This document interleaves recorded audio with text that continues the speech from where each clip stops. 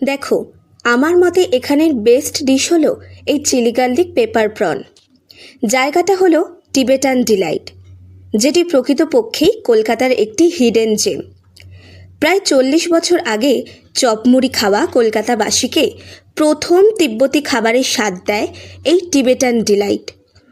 মাঝে বেশ কিছু বছর বন্ধ থাকলেও আইনি বাধা বিপত্তি কাটিয়ে তারা আবার তিলোত্তমার বুকে রমিয়ে ব্যবসা চালিয়ে যাচ্ছে।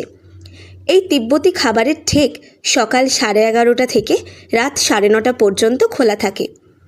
এদের অনলাইন ডেলিভারির ব্যবস্থাও আছে।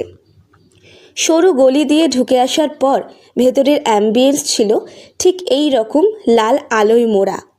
দেওয়াল জুড়ে বিভিন্ন তিব্বতী সংস্কৃতির ছবি।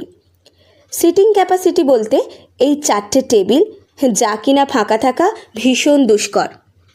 আমি ট্রাই করেছিলাম চিকেন কোথে মোমো, যার দাম 170, chilli garlic pepper prawn 300, mixed fried rice 250, kung pao chicken 240।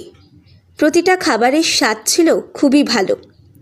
Location কিন্তু ভীষণ সোজা, রবীন্দ্র সদন মেট্রো স্টেশনের 4 নম্বর গেটের ঠিক উল্টো দিকে, আর এই পারেই হলো মেট্রো 3 নম্বর গেট।